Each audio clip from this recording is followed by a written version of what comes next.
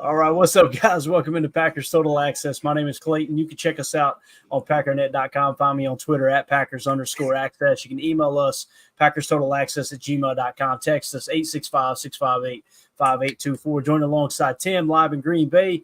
We got Jacob in Wisconsin, and they're already off the rails in here pre-show, I promise you. Maybe we might have Emilio joining us here in a minute. He's on assignment tonight at, where can he be tonight? Don Pablo's.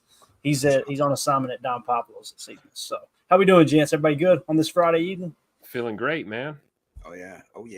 I got a little high school football on over here on the TV. Man, Science Hill's leading Elizabethton 7-0 right now. For those of you who don't know, Jason Witten played at Elizabethton, and his brother is currently coaching there. Go ahead, Jake. No, CGN was asking a question because if you're a good Wisconsinite, like me and Tim are, obviously, Friday nights are usually a fish fry night. I mean, that's just kind of what kind of goes with the whole package of being a Wisconsinite. Tim, do you know, is obviously it's prevalent over where you are, Clayton, is there any other, is it just a Wisconsin thing, or are there like Friday night fish fries in other parts of the USA there? I'm not saying there isn't, but the first time I ever heard about a Friday fish fry was listening to WDUZ in Green Bay. I was going, they do that every Friday? So now listen, where I'm from, we were away from civilization, okay? So, and I'm not saying that it's not normal in places in Tennessee, but I will say from personal experience, the first time I heard of it, it was a Wisconsin thing, and I thought it was the coolest thing ever. Oh, it's so good. See, really, I think it started as a kind of a Roman Catholic thing. See, that's what I thought. I thought that was true too. I'm from Milwaukee, and that was always prevalent in my life as long as I can remember. Is Friday fish fry during Lent. Yeah, you don't eat red meat. You don't eat meat on Friday during Lent. You get a fish fry. Shout out to Serb Hall, south side of Milwaukee, one of the best in the city. But yeah, that's definitely kind of I don't know if it's a Wisconsin thing. I think it's more of a Midwest, like kind of as a whole, maybe kind of. Yeah, thing. that's what Dane was saying. He goes, yeah, literally from North Dakota, not just Wisconsin, maybe Midwest. I know I got family in definitely Michigan, North Dakota, Iowa, even that do the fish fry. But here, this is the most important. Beard, Iowa. The most the most important question here is walleye, or he said perch. He means perch. Now, perch, in my opinion, and my grandfather raised me this way, perch is the best freshwater tasting fish you can have. The problem is they're small. So unless you find some jumbo big perch, walleye is going to have a bigger fillet, so they're just going to be a better fish fry. Otherwise, if you go to like your random restaurant, they're going to give you probably some cod. But the PTA. Just the tip, though. Down here we've got a Sunday after church. It's fried chicken and cold beer on a Friday night. Those are the two traditions down here in the South. I love it. And a little Friday Night Lights, Tennessee high school football too, huh? Yeah, on your local TV, you gotta love it. It's a big deal when it's on TV. And on YouTube right now, they've got some Wisconsin high school football. I'm going to tune into that this year when we don't do shows and I'm at ball games. Because I'm that weirdo that I'm at a high school ball game watching the game and I'm watching another local high school game on my phone. I just can't get enough of it, man. I love it, dude. But we got Emilio joining us now. Emilio, sir, did you work hard today? I had to, double shampoo. I had too much stuff in my head. What's Louie doing? Is that Louie there? Is that your cat out of the way? That's Maze. She's Maze. Right here. Maze. What's up, Maze? You handsome bastard. He can block. It is a boy, right? Right. Maze can block. I love it. He can block. Oh, man. All right, let's do this. Let's give a quick shout out to the folks over at Ticket King, the official ticket provider of Packer Fan Total Access Live. Wisconsin-based since 92, specializing in Packers tickets. They're Wisconsin's largest ticket source. Got offices next to Lambeau and in Milwaukee. Just click on the link in the video description that'll send you to theticketking.com. You can register for free as a customer. Go ahead and start shopping for your Packers tickets. Again, that's Ticket King, the official ticket provider of Packer Fan Total Access Live. We appreciate them sponsoring the show. Jacob, and you're going to be happy with this opening topic here, my man. Bang, look at this. PFF Green Bay Packers said Brenton Cox Jr. this preseason, 8 pressures, 1 sack, got a 20% pass rush win rate, bro. 20? 20. That's good. That's a good high score. What does that mean? Did he break it? Yeah, no, that's amazing to me.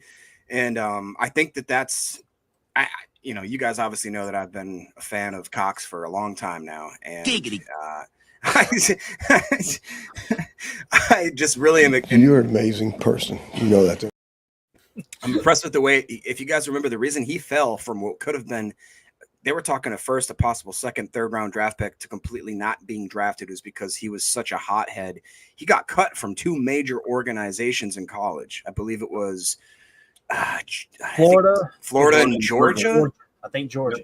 Yeah. And so nobody wanted to touch this guy with a 10-foot pole. And to his credit, he came in and whatever the Packers maybe said to him, like, hey, this is how we do things here. If you want to toe the line and become, a valued member of this organization, of this community, then I can't look at the chat.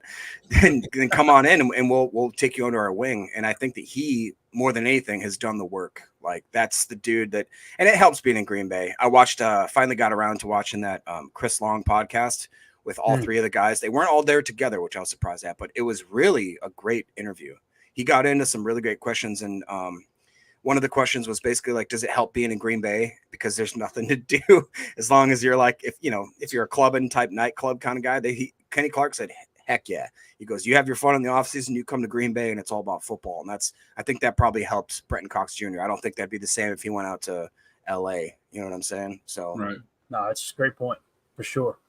I'll tell you someone else who's really starting to pick up some steam. I played a clip last night when we were on the show of Mark Chmura telling stories on our boy Gilbert Brown, right? And lo and behold, there's now some chatter heating up that Tucker Kraft reminds them of Mark Chmura. Like he's going to be one of those type of players that he's a physical freak, don't get me wrong, but he and Musgrave, as we've said many times before, they're 2 different type of tight ends. Kraft is more of that inline tight end that can kind of do everything, and Musgrave has kind of proven himself as that flex guy, right? But I thought that was pretty cool. Paul Brettel wrote a really awesome article. Make sure you go give it a like or follow, all that good stuff, retweet. He said, it's been an impressive week of practices for tight end Tucker Kraft, whose fresh legs are leading to big plays. And I think this was a Jordan Love quote here. It says, since he's been back out there, we felt his presence for sure. In the article, he went on to say, in a 3rd down drill, Kraft caught a pass that moved the chains. Lastly, in the move the ball period, Kraft had another 20-yard reception.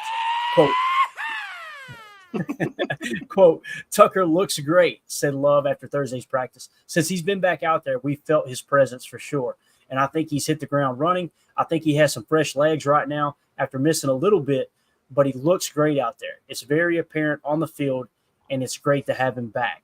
Paul Brettel went on to say this yak ability that we are seeing from Kraft in practices and his overall impact on the passing game isn't anything new. During the second half of the 2023 season, when Kraft was thrust into a larger role while Luke Musgrave was sidelined, he acclimated himself quickly to the Packers' passing game. From week 12 on, Kraft caught 28 of his 36 targets for 327 yards and 2 touchdowns. During that span, Kraft ranked 10th among tight ends in targets, 8th in yards, and was 6th in yak. Quote, well, I just took what opportunity I had and I ran with it, said Kraft about his rookie season. There was a point in the season last year where I had to look myself in the mirror and say, if I'm only going to get opportunities to run block and pass pro, then I'm going to be the best on our team in run block and pass pro. Quote, so those opportunities carried through 3 weeks and my career changed with a flat route. I didn't have to have a coach try to get me open. I got myself open, caught a ball in the flat, turned up, and I stepped out of bounds. But it was a play that was able to highlight my athleticism and the potential that I could, the impact that I could make in the offense. So, again, go check out that article. That's just a small little clip of Paul Brettel, quotes, interviews, everything with Tucker Kraft. Absolutely awesome. Guys, I'm telling you, I think this dude is we're going to look up. I don't want to overreact here, but I was thinking about this today, Amelia. I was out there in that sun, and I was like, who does he remind? Who's the first person that comes to mind? I think Tucker Kraft, his style. I'm telling you, George Kittle's the first person that comes to mind. He just seems gritty. He's got great hands. He rarely drops the ball. He doesn't have like crazy athleticism, although his RAS was through the roof. Mm-hmm. He just kind of plays scrappy, man. I don't know. But he brings the energy, and the team feels that. So when he's on the when he's on the field, it's different. We got a little bit of a different taste when Musgrave got hurt, and like he said, he made the most of it. But I mean, that's all we can ask for from the guy, right? Is just show up, do your job, and if you become someone great or something great, then that's just bonus because he's working so hard at it, and I love that. Absolutely. You guys got anything else you want to add to the Tucker Kraft talk here? What else can you say, man? Tuck Norris, the Swiss Army knife of the Green Bay Packers. Give him a lung dart and a bush latte. He's ready to go. He fits right in. And I think you're right. I think when they look at these tight ends, they probably look at Luke Musgrave almost like an extra receiver, kind of like a big body receiver kind of guy, especially since he's figured out how to stay on his feet, as we saw last season for sure. But Tucker Kraft, man, he is just I'm wondering if there's any way to utilize him that we haven't thought of yet, because I think we kind of use him to the best of his abilities now, but I get those Kittle vibes from him too. Pass catching threat, great run blocker, great with the chip block or the sift block, great in pass pro when he needs to be. He can run a decoy route for you. He can be effective on special teams if you need to throw him out there in a pinch. He'll go lay somebody out. He might even fold the laundry after the game, bring the equipment back to the bus, give everybody a fresh daddy soda after the game. What doesn't Tucker Kraft do? And it's just a testament to Goody and the way he's been drafting these past 3 to 4 years and just setting this team up for success in the future. We talked a lot about Tucker Kraft and Luke Musgrave last year, wondering who was going to kind of emerge as that tight end number one, so to speak. I think going into 2024 season here, the evidence is there. It's Tuck Norris is your number one tight end. Yeah, definitely. And they don't have Musgrave listed here, and this is the lineup through PFF. They finally upgraded it to add the 4-3 look instead of the 34, which is cool to see. But, Tucker Kraft, a 60.4 last year. He was the 34th highest graded tight end in the league, according to PFF. Again, PFF isn't everything. The big thing that stood out to me with Tucker Kraft, he got better at blocking as the season went on. He had some of the surest hands on the entire team. Going into the final, that playoff game, if I remember correctly, a 0% drop percentage. I mean, it was just you couldn't have played the position any better in that regard. When you kind of look at this 12 personnel look here, you got Dobbs on the outside, Watson opposite him. Obviously, Jaden Reed, Dontavion Wicks could be subbed in at any moment there when you're in a 12 personnel. Kraft, and they're showing Sims, of course, because Musgrave was banged up. I'm assuming that's why they had that in there. So you just replace Sims with Musgrave. On the offensive line, Rasheed Walker, Elton Jenkins, Josh Myers, Jordan Morgan, and Zach Tom. Zach Tom, the highlight there at 79.7. Of course, Rasheed Walker, hell of a pass blocker. Even though his PFF grade was 66.3, I think we're going to see that step up into the 70s this year. I really do. So, I mean, that's kind of what I was actually. Somebody must have highlighted I was just about to comment exactly on whoever just highlighted these in the chat. Shavink said the league really let Kraft fall to the third. Ron goes on and says, so where did you have him ranked before the draft, Jake? Jake says Sanville had him tight end 3 behind Kincaid and Laporta. I actually had him also as tight end 3, but I had Laporta 1, Kincaid 2, and then Kraft 3.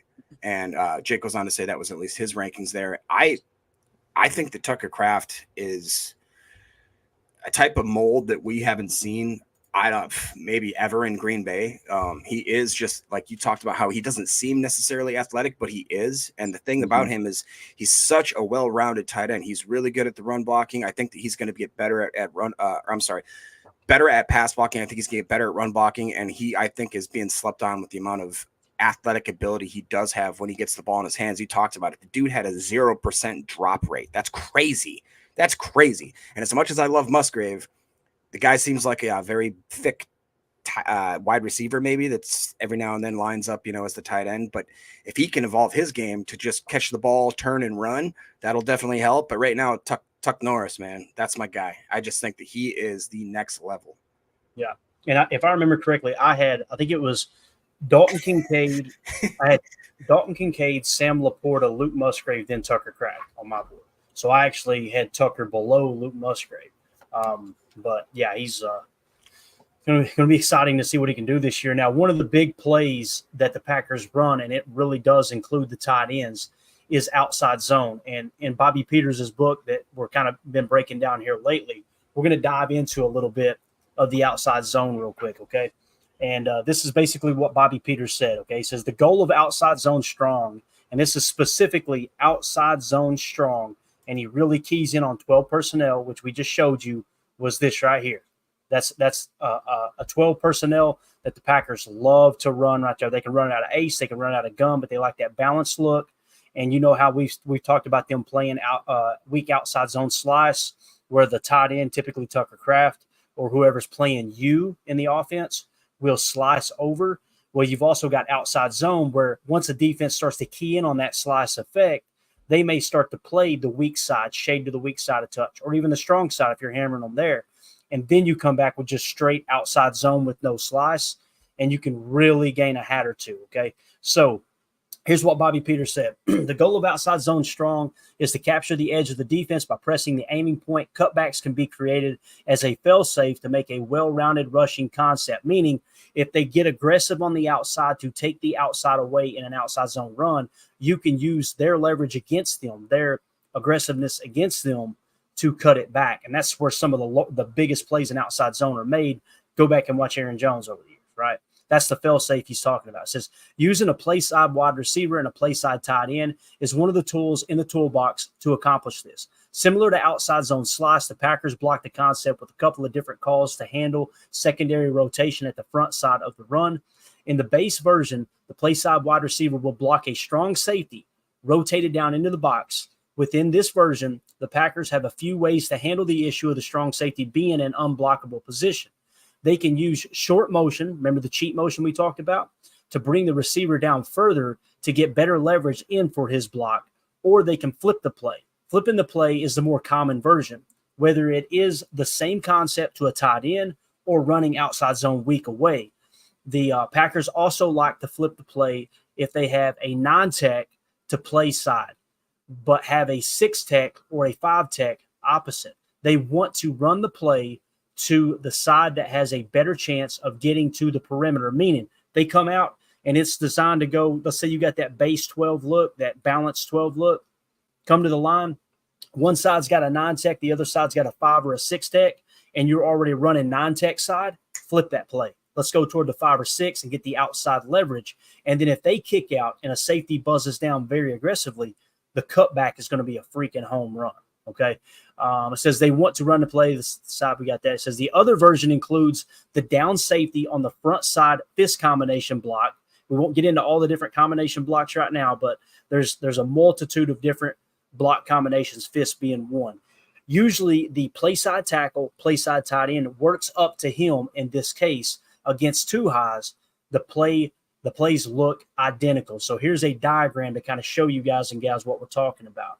So notice in this set right here, they're in 12 ace, right? Probably 12 ace nasty is what you would call that. It's a balanced look. And notice how the edge defender on the 9-tech side, you see him, you're running to the side of the 9-tech. You see the edge, how far kicked out he is. You got the nose in the 1 on the play side here. You got the other defensive tackle in what appears to be a 3-tech. And then you got the other guy at pretty much a 6-tech is what you would call that. He's directly up over what we would refer to as the Y as opposed to the U, because when you got a standard 12 base look, you go default Y to the right is typically how that works. Okay. Now, if you've got two tight ends of the same side, the tight end that's closest to the tackle will be your traditional Y. The other tight end will be your U. So notice the double team on the 9-tech. That's the way you can play it. The other thing to key in on that Bobby Peters was outlining here is notice the receivers completely ignore the corners, and you see how their assignment is geared toward blocking the safeties. That's right, because the safeties are a greater threat to buzz while the corners are most likely backpedaling.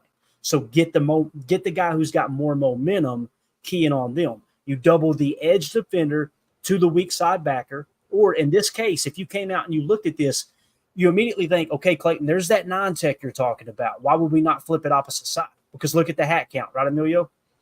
Yep. The hat count on the right side, you've got basically you're going to have 3 defenders in the play, especially if that nose at the side of the first side of the outside stretch, the zone stretch, he's going to shift in that direction. You've got 5 defenders to deal with on that side as opposed to just 3. Exactly. Not including the safeties. So that's why you've got to pick and choose. That's why quarterbacks have to be grizzled veterans to come to the line along with the center. Snap the effing ball, Josh. There's more than just snapping the ball on time, Josh. It's more about we got to recognize this stuff and not just know, okay, we're going to run towards the non-tech, but understand why we run towards the non-tech. Aaron Rodgers talked about these things over and over and over. It's not about knowing what to do. It's about understanding why we chose to do what we do. And that's where you can really play with true leverage, especially in the running game, passing game too. But hopefully all that makes sense. I'm going to wrap it up here real quick with this, and I'll get your all's take on it. We can go back and look through everything. So with this specific play, outside zone strong, one front side tight end and a play side wide receiver. And you can see a little boot action that we like to run off of this too. And there's a number of different ways that you can attack at levels running a boot action off this. The average yards per play here last year was 5.9 yards per play. Look on first down, guys. We called this 6 times on first down, average 6.3 yards a carry. Second down and 6 yards to 1 yard. We called it twice for 5.5. Red zone from the 10-yard in, no success. You know why? Because those safeties aren't playing shell. They're down there around that box, and it's much, much more difficult to make outside zone work when you've got that extra hat into the fit, no matter if you're deciding to run at the 9 or run at the 6.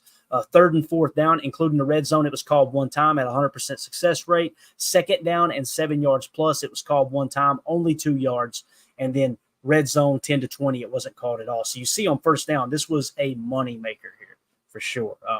Thoughts, comments, questions? What do you guys think about outside zone?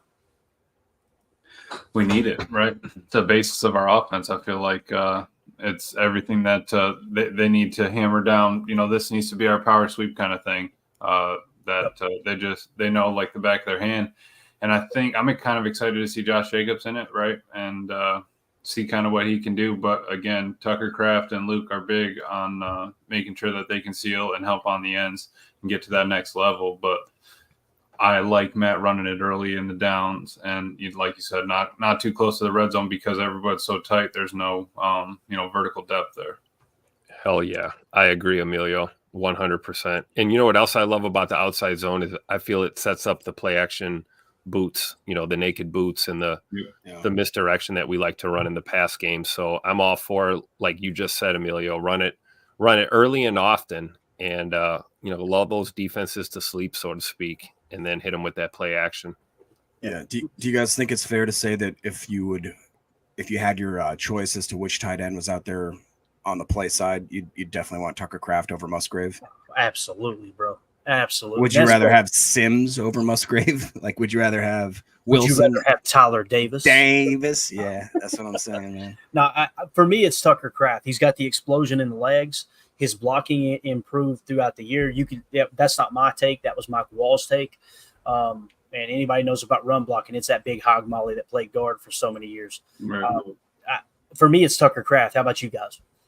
Yeah, I think it's got to be. But I would be excited if Luke got a little bit better at run blocking and pass blocking, just because I want to see him excel too and be able to have all 3 phases in that. Yeah. Now, some people are looking at this too. I want you to focus on the will right here, the W. Some people are probably looking at this and go, okay, Clayton, if the wide receiver is ignoring the corner and the will and he's going for the safety, what if the will gets the outside edge? Look at that cutback lane. Place the will in the hip pocket of the wide receiver post snap, and imagine that cutback lane in between the will and the mic. And you got 2 double teams sealing the defensive line off, and then you got the corner working up to the safety, probably a little cut back in, cut it back out. Now you're one-on-one with the corner. Everything about this play is beautiful. And when you marry up the pass with it, which is this top diagram here where you can kind of see the play action, the rollout off of it, you get them going in one direction. Like imagine this play right here, but instead of handing the ball off, him boot actioning to the right, and you get all of that flow to the left. That's where you make big things happen, especially if that free safety truly is buzzing and hammering the box. And again, look at that diagram, and then bang. See the formation? There you go. Yeah. Just replace Sims with Musgrave, in my opinion, and that's how that thing is going to really play out. Now, the other thing to take into consideration too, when you were saying who would you like to have on that play side, Jacob? Think of it this way too. If Kraft is your better run blocking tight end, make sure he's always opposite Zach Tom, because that's your stud on the offensive line. Yeah. What do you think too about the fact that those wide receivers are being asked to block, right? So which two would you have there? One of the best parts of the podcast I was talking about with Chris Long, talking to Dontavian Wicks. He asked him like, "Hey, you like to block?" And Dontavian, he's so quiet between him and Dobbs. It's so hard to get a smile out of these guys. He kind of lit up a little bit, and he's like, "Yeah, I like to block." And Dobbs can block. Watson's not afraid to block. We all know what Malik Heath. Is there an actual added benefit? Do you think that other teams wouldn't be so confident running this type of play scheme, this type of play call, if they didn't have some dogs that they knew would go out there and put their neck into in the thick of it for blocking? I think it's a very good point, man. I mean, and you heard Matt LaFleur, no block, no rock, right? That's what he's talking about. I think that when they choose wide receivers, that's what they're going for. They're looking for wide receivers who are going to be willing to block. That's what it's all about, man. And you don't think about it. What wide receiver in that wide receiver room do you look at and go, hey, he doesn't really like to block? You can't think of one. Yeah. There's some that are better than others. Malik Heath will walk you to the water cooler, right, Emilio? I'll read off their run blocking that I have on PFF right now. So Malik Heath was a 61.8. Dontavian Wicks was a 66.1. Jaden Reed was a 46.1. Bo Melton was a 60.7. Samori Torre was a 64.6. Romeo was a 55.4. Christian was a 50. And then we'll go down to Tucker, Ben Sims, and Luke. Tucker's run blocking was a 48.7. Ben Sims was a 58.2, and Luke's was a 59.3. Heard it from a fan right here. But Tucker and Ben Sims pass blocking were in the greens. Tucker was a 73, Ben Sims 68.7. So obviously the number, looking at PFF doesn't pop for Tucker, but his energy and his effort is what matters. And that number is, I feel like, only going up this year. A solid baseline, and I think it's just going to help the run game. Yep.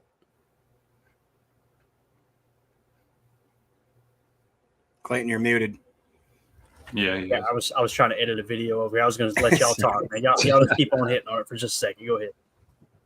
No, I think Emilio is absolutely right. And I think we're going to continue to see the rise of Tucker Kraft, both in the run game and the pass game. And it's exciting. And having these complementary tight ends around him is just going to allow him to thrive even more. Mm-hmm. But to your point, Jacob, Tay Wicks there with the 66.1, that was the highest in the wide receiver room. Yeah, so in that interview, they talked about Chris Long apparently has some sort of ties to Virginia, or at least the coaching staff, that Dontavian Wicks and him knew each other, knew some of the same type of coaching schemes and players that came out of that program. And he asked Dontavian, he goes, yeah, what? I can't remember what the coach's name was, but he goes, he required y'all to block, right? And he's like, oh, yeah. He's like, that you can't play wide receiver at Virginia, apparently, for this coaching staff. And if you can't block, you ain't going to be on the field. And I think that's a really underrated part of a wide receiver's game nowadays, especially because everybody looks at a Tyreek Hill, CeeDee Lambs, your Justin Jeffersons. And I don't know if those guys are great at blocking, but they don't seem like that's a part of the game that anybody focuses on. Whereas like with Dobbs, I even think Watson, that grade surprised me because I see him actually willing to put his body out there, and he's long, so he can get his arms on you. And I think that I think a few of those grades will improve this year for sure because I just think they're going to take a step. Because they walk Watson inside a lot too. Oh, sorry, Clay. They walk Watson inside a lot, and I think that they like his bigger body inside. But you hit the nail on the head there, Jacob. Sit your butt outside. I agree with your with the assessment of Christian Watson. That run block grade surprises me a little bit. It really does. Because I felt like he did run block pretty well. And not just because Emilio said it either. You know what I mean? Right. No, but think about it. I mean, if you're in 11 personnel and you're running, a sidecar right or whatever outside zone, you're going to have three guys on the field not, doing a job to help the ball move forward. You know what I mean? Yeah. And you throw in the hammy too, man. But Christian Watson knows. No block, no rock. You know what I'm saying? Yep. So, and it's almost like people are caught off guard when they send him on those too, because they always expect him to run a flyer or, go balls, that kind of thing. Maybe, the yo-yo motion, these type of things we talk about. And then all of a sudden it's not a route. It's not a deceptive motion. It's coming across the edge and laying somebody out. And Scoot can certainly do that. And I think he catches a lot of people off guard with that for sure. Yeah. Clay, do you think we could hit the chat before we get too bogged down and behind? Yeah, let's do it, man. Do it. Okay. Let's hit it. Go right ahead. You take over there, man. Yeah, United Bates is coming in hot with the fish fry talk. He says, and this is great because we all know that we are history buffs here. We like to learn where the origins come from. United Bates says, while the fish fry is primarily an American tradition, its roots can be found in the Germanic culture of the Midwest. The tradition is strongest in Wisconsin. Bates also follows it up with where there are many German Catholics who enjoy fishing, which is, hey, my last name's Boos, guys. All right. The fish fry mostly took off in the 1920s and 1930s when pubs were unable to sell beer during Prohibition. Everybody knows that if the government says you can't drink alcohol, we're not going to drink alcohol, right? Right? Greg Bryce comes in hot saying, hey, are we talking about kickers yet? Not yet. We'll get there. We'll get there. We'll have a 10-minute segment. Sit your butt outside. Lucky to be blessed with Aaron Rodgers' presence once again. He says, I keep hearing that this team reminds people of the 2010 Super Bowl team coming off the 09 season. I feel like the league-wide that they feel Green Bay is going to be a serious contender. I can't help but agree with that. I don't know if necessarily there's the same kind of maybe that's probably fair. You know, we saw a lot of flashes. Is that fair, Tim?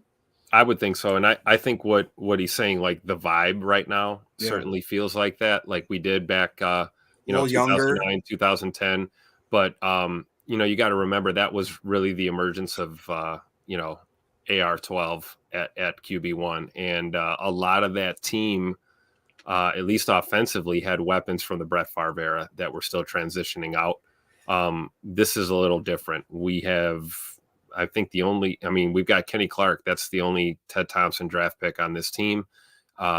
This is a new regime, for all intents and purposes. And I will agree, the vibe does around this team, the vibe does seem very similar to what it was like back then when you just kind of knew, preseason going into the regular season that there was something special brewing in Green Bay on both sides of the ball, at really all sides of the ball, special teams included. Shout out to Grant DeBose for an absolute mollywop of a special teams play against Denver in a crap game. And, Grant didn't have the best game offensively, but boy, was that ever a I'm going to make this team type of play, if you ever seen one. And, this team is full of those. We've seen them all throughout camp. We've seen Evan Williams excelling at camp. We've seen all of our quarterbacks, QB 1, 2, and 3 down the line, throwing absolute laser beams. Receivers are running crisp routes. The running game looks good. O-line is slowly coming together. We're going to figure things out. There is definitely that type of vibe around this team. I would stop short of comparing them directly just because I think that 2009, 2010, 2011 teams kind of had more veteran a little bit more veteran leadership, some holdovers. They had Charles Woodson, too. They had Charles Woodson. You had Clay Matthews. You had A.J. Hawk.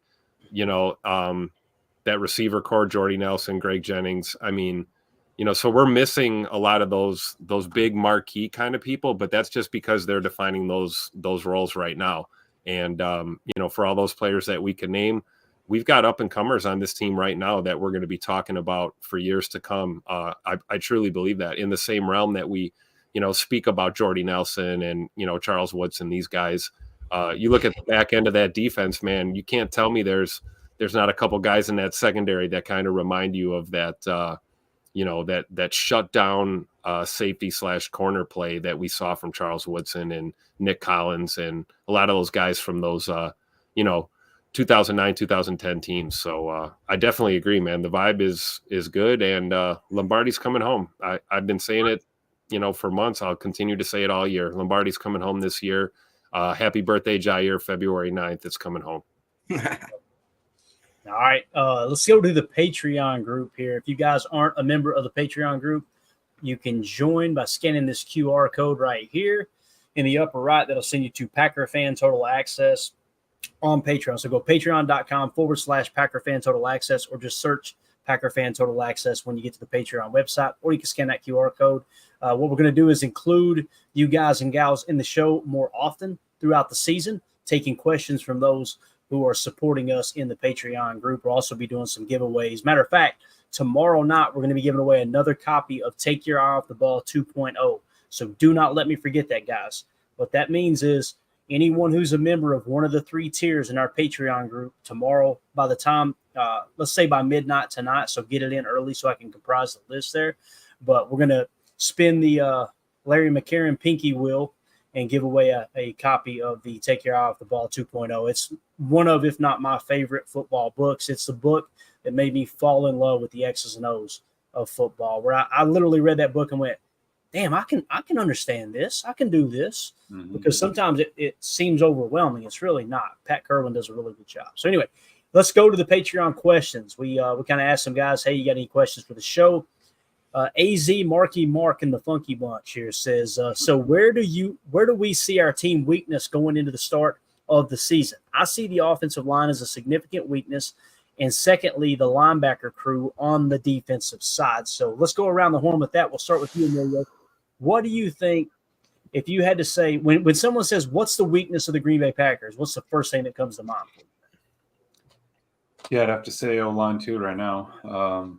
Just because we don't know. We don't know if it's going to be Morgan or Ryan or, what we're going to kind of do. But I'd say, off the jump, it'd have to be O-line. What about you, Tim? Yeah, I think that's fair. That's kind of like the low-hanging fruit, right? That's pretty obvious. That's been a work in progress the last couple of years. I think there's a lot of young talent there. You're slowly seeing Nacho Libre define his role, right? We are seeing the emergence of Sean Ryan on this O-line, and whether that's center, right guard, left guard, in a pinch, I don't know where they're going to play him, but certainly he is in the future plans for this O-line. And then, we've got a lot of other pieces that are developmental. Jordan Morgan coming to mind right away. So that's a huge question mark and obvious. And I also kind of disagree with the linebacker crew on the defensive side as far as it being a weakness. However, I think it's totally a fair assessment to point that out, because if you're going to look at that defense and you had to point out a weakness, I guess that's the first place I would look, because I feel like our D-line group is strong. I feel like our corners and our safeties are strong. So if you want to pick on anyone in that defense, it's probably that linebacker room. And that's because, again, a lot of this talent is unproven. I am super excited about Edgerrin Cooper, Tyron Hopper. Of course, we've got the usual suspects. We got Quay and Zay back there. And, of course, Mr. Eric Wilson. And hopefully, my guy, your guy, everyone's guy, number 54, will make the team, possibly. So I think there's some depth there. I'm talking about Christian Welch, by the way. There is some depth there at the linebacker position, but I think Marky Mark is spot on here, because there's a lot of question marks there, and you won't really see it until you see it. So I think it's fair, but I wouldn't go as far as to call the linebacker crew a weakness just yet until we see how things play out. All right, Jacob, what about you, man? Yeah, I'll go quick here. Linebacker room, I agree with Tim. I think that's fine. I would go interior offensive line, swing tackle, RB2, special teams in general. Got it. For me, it's run defense. That's a good point. Statistically, historically, run defenses don't get better in a 4-3, going from a 34 to a 4-3. We were really bad at tackling last year. Now, the safety problem, I feel like, is fixed as far as tackling. The linebacker problem, I think it could be fixed, because we heard people like Mike Wall say last year Isaiah McDuffie was a much better linebacker last year than Devondre Campbell. There's no two ways about it. So it was kind of addition by subtraction there. The problem I have, Kenny Clark, Devontae White, tackle ability up front against the run. Guys, the 34, when you were in that jam front, it was ball snapped, engage, eyes in the backfield, and you're occupying 2 gaps, and you're still missing tackles. Now it's going to be ball snap, attack 1 gap, and you're going to be way more aggressive running upfield. I hope I'm wrong. I just personally don't expect the tackling on the defensive line to get better against the run by switching from a 34 to a 4-3. It's typically the opposite effect. The only difference is now got a whole new slew of coaches. Ogabasi, maybe he can button this up. You know what I mean? Maybe he's one of those rising star defensive line coaches. Let's hope so. So that would be not my only concern, but probably my top concern. Up next, we got Jason, who said, probably a dumb question, but assuming Gary is our best pass rusher, why does he play on the left side? I'm assuming it's because left tackles are typically better than right tackles, so you put your best on the weak side to make penetration easier. But wouldn't it be better to have him attacking the blind side for a better chance to get the quarterback when he does win his matchup? I feel like we'd still generate pressure against left tackles, and if anything, the quarterback tries to scramble away and likely having to deal with Gary eventually winning his matchup and chasing him down. I think it's a great question, Jason. I'll go first here, and then we'll start with you, Tim. For me, personally, what I've seen is Gary has played on both sides. Now, he plays predominantly on the left side from the defense's perspective. If you're in the Madden cam, he's on the right side, right, over the right tackle. But if you go back and watch the New England Patriots game from a couple years ago and even a lot of snaps last year, you'll see him roll over to that side. I think, could be wrong, but go back and watch the Detroit game on Thanksgiving. I'm pretty sure there was multiple times he won against the left tackle. It comes down to matchups, in my opinion, and where the defender is most comfortable. It seems like Rashan Gary is most comfortable on that left side. Now, like TJ Watt, he moves around a little bit, but predominantly he's on that same side. I think you kind of answered the question for yourself, Jason. Your best pass blockers are typically the left tackle if you got a right-handed quarterback. You're basically putting your best pass rusher on their worst pass blocker at the tackle position. It's kind of what it feels like. But Tim, what do you think here, man? Yeah, I would agree with that. I think it's a great question, too, from Jason. I guess the only thing I would add to what you said is, I believe that Rashan is versatile enough to play both sides. But we have talked about this the last 2 years, especially, is that we know his strength is the pass rush, right? Mm-hmm. This is no secret, right? We also know, if we've watched any film for even a few minutes on Rashan Gary the past couple seasons, he beats his man off the block most of the time, has a tendency to break contain and over pursue sometimes.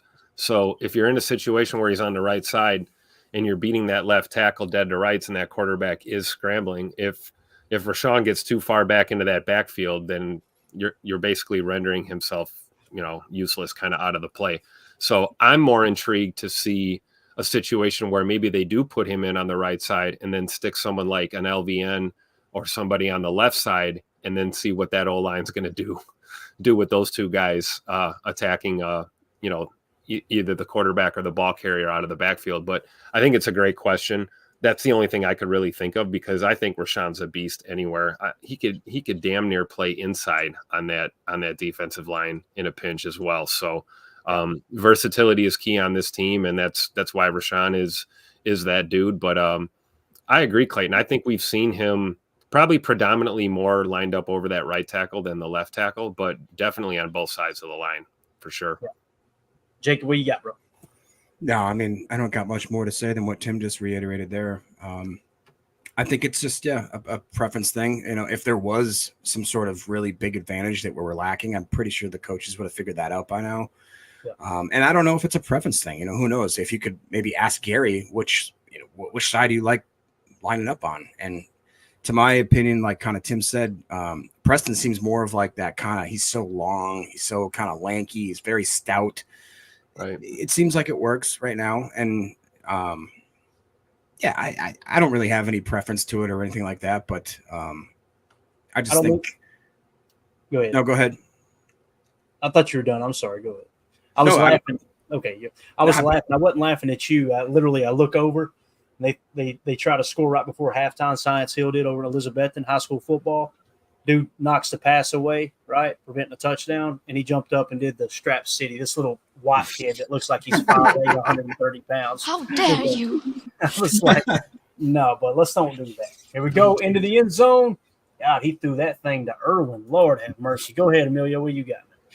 Not much else, like Jacob said. I guess you got Rashan in the face of most right-hand quarterbacks as well. That put a little fear in them, sort of thing, and change of pace too. When you have Preston and Rashan, if we're able to flip flop, as an edge rusher, you need to have power, but all of his other moves, setups, and things like that, I think, But we saw the training videos. The dude can do it on either side. It's just, I would say, personal choice. Yeah. All right. CJN says, with Jason's question, bringing up a point, I argue in what makes edge rushers good, great, and Hall of Fame caliber. As Gary is very good, if not great, I believe that makes edge rushers Hall of Fame caliber is just that, Jason. Says the ability to play both sides and absolute dominance. So my question is, can Gary or LVN put up numbers from playing both sides? If I was a young edge rusher, I'd want to have the ability to line up on either side based on what lineman is in the game. You've seen Reggie White do that because he knew he could beat anyone. Again, I seen Gary doing that. And the game that's popping up to me is, like I said, New England 2 years ago, and then, of course, Detroit last year, Thanksgiving. And when you talk about Hall of Famers, listen, Rashan Gary is not Reggie White. And I'm not saying you're saying that, CJ. But I just don't look at the game of football like that. Okay, is this guy a Hall of Famer? All right, we need a Hall of Famer. We need good football players that are coached the right way, that plays fundamentally sound football and limit the mental mistakes. That's what makes a good football team, right? Yeah. So for me, I think you make great points there, CJN, but I think Gary can play both sides. Now, why did Joe Barry not have him playing both sides all the time? Meaning, 50% of the snaps, I don't know, but we'll see. Go ahead, Jake. I was just going to say, I'm not pushing back on CGN or anything like that, but all the highlight reels I remember of Reggie White was him on the left side using that hump move, using his left arm, literally throwing a right tackle with a simple swipe of his arm, the club move, the hump move, whatever you want to call it. I don't remember him many times lining up on that right side. I could be completely wrong, and maybe my mind's eye is remembering him just. Remember when he threw Chris Carter with one hand right into the quarterback? Dante Culpepper, and Dante Culpepper. And that too was on the left side. Yes, you're spot on, Jacob. Now, what he did do was he would go from 5'7", 9 tech all the way back into 3 tech and 1 tech. But he was always, I don't want to say always, the majority of the time, I'm with you. I think he did play predominantly on the left side, but I could be wrong too. I remember, though, too, also, I believe the last 2 snaps of the Super Bowl we won against the Patriots, both were sacks by Reggie White. And I think one of them was on the left side. And then I remember I thought he switched to the right side and got a sack as well. So that could be it as well. What do you got for this question right here, this comment, Emilio? I need to watch more Reggie White tape because I wasn't even, I wasn't even alive during that time. But, yeah, no, it's little whippersnapper. I'm totally fine with LVN and Gary, but he's going to learn. He's going to learn from Gary. Gary learned from Preston, and the chain's just going to keep going. We got to look ahead to Enigbari and Jacob's boys. So I think that's where the edge room is heading. Absolutely. Now, Randy Cleavers went on to say, I guess the only way to know is to have them switch. Never know, Gary could be better on the other side or in the middle. Again, felt like he had quite a bit of success rushing off the right side. And maybe Hafley will have him switch more. We don't know that, right? We have no idea what Hafley's going to ask him to do. He could ask him to walk around like Parsons does. But they seem to have gotten off on a really good foot too, Emilio. Like he was talking about how Gary came to him at practice, said, "Hey, do you mind if I say something to the team, to the guys?" And he's like, "Hell no, go." So. And Gary's that kind of guy, though. We've heard him talk. That's how he carries himself. But if he's got an idea, if he thinks he's got a matchup, he's definitely going to tell him, "Hey, let me do X, Y, and Z." And if Haf is forward and he thinks it's going to help the team, it's going to happen. Yeah, definitely. Tim, you got anything else you want to add to this conversation here? No, Reggie White's the GOAT. That's all. Yes, that is a true story, sir. True story. Let's do this as we get ready to wrap up. We're at the 49-minute mark. I think we hit on everything that I had queued up here. I definitely wanted to touch on outside zone. Did that stuff make sense with outside zone? You got a little bit better picture because sometimes when you see the images, it makes it way easier. I know it does for me. It makes it way easier. Definitely. Yep. All right. Let's do this. Let's hit on the defensive side of the PFF lineup here real quick, and then we'll wrap this big bear up. We kind of showed you the offensive side. Like I said, they have updated it now. This is what your base 4-3 is essentially going to look like.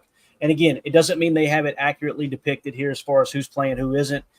They kind of take a guesstimate, and they're using camp notes, things like that. We've talked about how we feel like there's a decent chance that the starting linebackers will be McDuffie, Walker, and Wilson, with Quay wearing the green dot and being the Mike. So if we go from the front, let's start with the front four. Preston Smith at right defensive end, TJ Slayton at the nose. In this case, looks like he's playing like a 1-tech. They've got Kenny Clark shaded to Gary's side in a 3-tech. And then you've got Rashan Gary there at left defensive end. So PFF grades up front. Preston Smith, 70.5. TJ Slayton, 62.3. Kenny Clark, 70.4. And then Gary, 79.0. On the outside, let's go to the corners in this base 4-3 set. Jair Alexander had a 75.9. Stokes is a 51.5, albeit very minimal snaps. So we'll see how he rebounds this year. I feel like he's having a much better camp this year for sure. Mm-hmm. Linebacker position, Quay Walker at Mike, 58.5. McDuffie, 57.1. They've got him as the Will.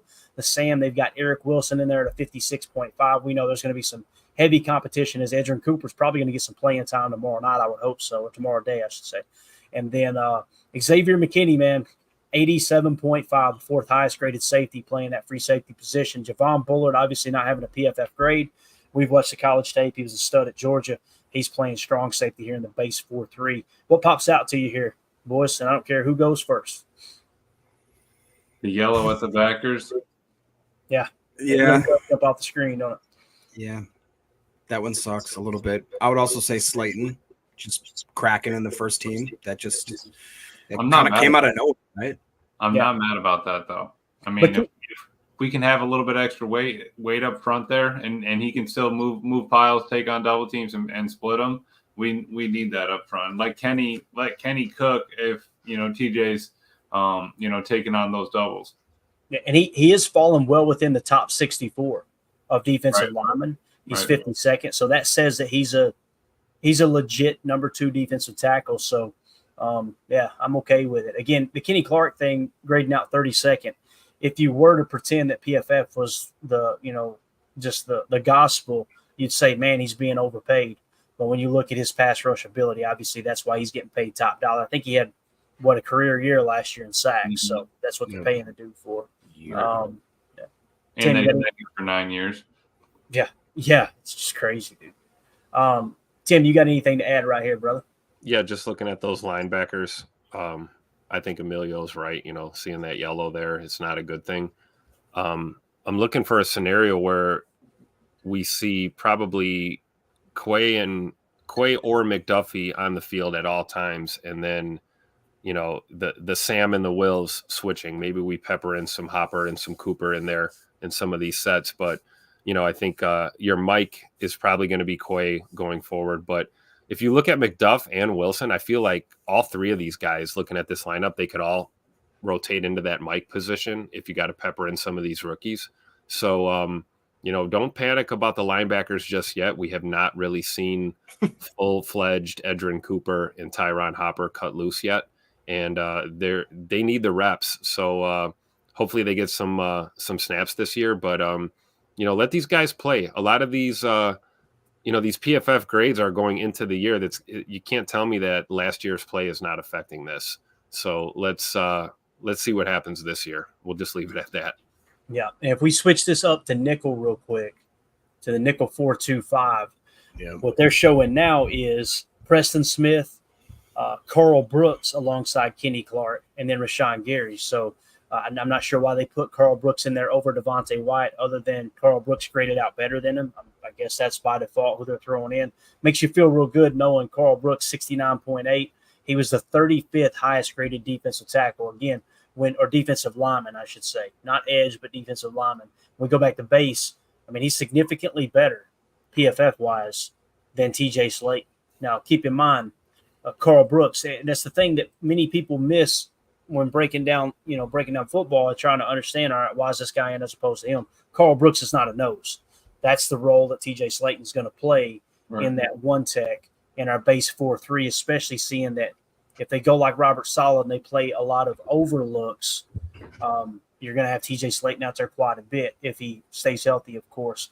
And Devontae Wyatt, again, the thing that brung his grade down was the run defense. So I think realistically, Devontae Wyatt is going to be in the lineup right here, but PFF using their grades seem to think Carl Brooks would be the better fit. Now, at the linebacker position, they are showing Quay and McDuffie as the linebackers. To me, that feels like where we're at right now as far as everything that's happening in camp.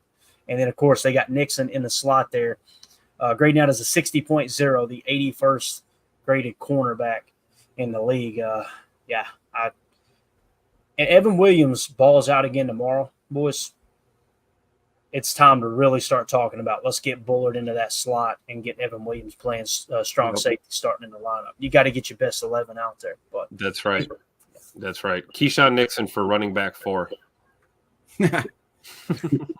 Jacob. I love it. Let's go back to nickel real quick. We showed you the 12 personnel. Okay, so here's your 12 look. Once again, they got Kraft and Sims. We know it's going to be Musgrave when healthy. Let's go to 11 personnel. That looks really good, gentlemen. That looks really good. Dobbs 73.6, Reed 73.3, Watson 68.2. They got Reed in the slot, obviously. Watson as the Z. They've got Dobbs as the X. And Musgrave in the lineup there in 11 personnel. So they included him. That kind of shows you they see him as more of that passing down top tight end, right? But I swear I think Musgrave I think Tucker Kraft's got a legitimate shot to take that away from him, man. I really do. I think he could be the starting tight end. I hope we see that Josh Jacobs grade jump into the green this year like he was 2022 as well. So anything else, fellas? Yeah, I just hope the line. I hope we can get our line around 65 this year, and then if our 2 tackles are the shining, if we can get them over 70, I'd be happy. 65%. 65%. That's what we. Thank you. If we can get 65% along that line, I'd be all right. And have Tom and if Jenkins wants to go off, that's cool. But Walker keep consistent like that and let it roll. I'm just hoping Morgan holds up. Definitely. If you guys would hit that like button for us real quick, we appreciate it. If you're watching on YouTube, feel free to share the stream, sub to the channel, all that good stuff. Subs are through the roof.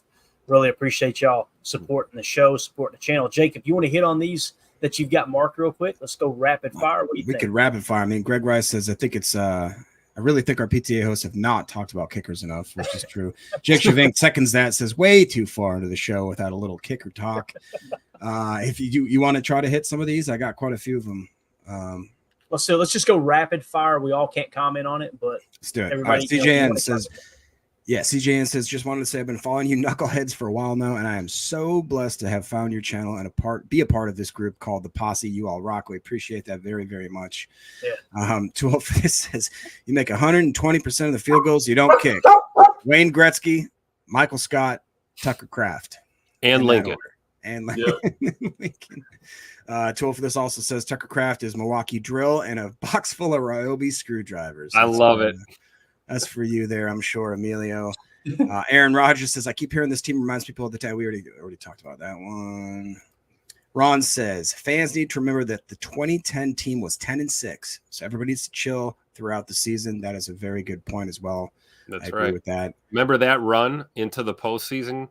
That was insane for the ages, for sure. For all you youngsters out there, go back and watch the highlights of that epic run. That was Super Bowl. Unbelievable. Jake Shavink says it would be fun to add Kymon Rucker or Danny Dennis Sutton to the edge room. He's talking about potential edge picks, DN picks for next year. And Coach Lynn actually goes on to say edge is a sneaky need this year, Jake. He basically seconds that. So Turtles, LVN will slowly take over Preston's snaps. And finally, Greg Rice says White retired as the NFL's all-time ranking sack leader with 198. He was named to the NFL's all-decade team of the 1980s and the 1990s, the 75th anniversary team, and was voted a first-team All-Pro 10 times in his career. That's pretty good. High score, what does that mean? Did I break it? What does that mean? Good? Is that good? Did I break it? Yeah, Reggie Watt was a GOAT, man. I'm telling you, if you guys haven't watched that documentary, The Minister of Defense, God, it is so strong, man. So strong. All right. Anything else, Jits? And one other thing, I was looking through a big 10-gallon Rubbermaid of all my old sports cards from like the 90s and early 2000s. And I found, I lost it. Oh, here. From when I went to this training camp, I got a cutout for Clay Matthews. I got one of David Bakhtiari, and I found a Reggie White bar that's from 1994, I believe. I wouldn't eat it. Old. Don't eat it. Don't eat it. You could hammer a nail in with this thing. But, you eat that, you're going to wake up in a jungle with Aaron Rodgers. You know what I'm saying? Hey, Clay Matthews going into the Packers Hall of Fame this coming Thursday. They're going to have the banquet. Yes. So hang on to that find, Jacob. That's a good find. That's my only jersey I got on the wall is Clay Matthews. Maybe you should bring that in your jersey down to Titletown. See if you can get an autograph next week. Oh, sure. Nice. Let's go. All right. Can I hit something real quick, Clay, before we get out of here? Absolutely, bro. I just want to give a shout out to my brother from another mother, my buddy Tony. He came into town yesterday. We got to see a little bit of practice and took a tour. We got to honor our veterans, and my boy's about to be one. He's going on a deployment starting in September to serve our country. So salute to Tony and all the Army guys out there for sure. And he did tell me that his Packers jersey and hat are in a shipping container on their way overseas already. So he will have Packers gear on his deployment. So he'll be set out there for sure. So thank you for your service, brother, and thanks for coming up yesterday for sure. Yeah, thank you, Tony. That's awesome. Appreciate you. Thank you. That's amazing. I've actually got my Ton Tavern shirt on. You can't see it right now, man. He got me nice. Gotta love them Marines too, for sure. Got the silhouette of Ton Tavern on the back. It's a sick shirt. She's got good taste. So, all right, we're out. So tomorrow, Jacob, we're gonna be doing the pregame show. What is this? Everybody asking for kicker talk. Unbelievable. What? I was getting threats 2 nights ago. I'm not going to, so quit asking. Exactly, Coach Saban. Exactly. Which, by the way, did y'all see him on the McAfee show today? No, but I wonder how many beers Pat had. I was going to say, they were live in a pub in Ireland, and Pat almost threw up on the set. He was trying to that wasn't beer then. He was drinking Tully's and Jameson. The Tullymar. No, they were drinking Guinness and he was slamming Guinness, and then they were lining up shots of whiskey, and he said they were on some other stuff on the flight over. I'll just say this: Coach Saban earned my respect because he was very patient with Pat. You could tell he wanted to ring his damn neck. It was hilarious, man. So that college game, and here's the thing: Pat's got to be up for college game day in the morning. And when they went off the air, he said, "We're going to go hit the town. Y'all have a good night." Oh, no. Yeah, bro. He might be fired. He might wake up tomorrow morning with one of those notices. I've gotten a couple of those. Yeah. Long time ago. Wash your hands, wash your butt, man. That's it. That's all. Might wake up in the morning to your wife saying, "Sit your butt outside." It's exactly right. If you get a chance, just go to the McAfee show from today. Fast forward all the way to the last 20 minutes and watch Pat. It's so bad, man. It's so bad.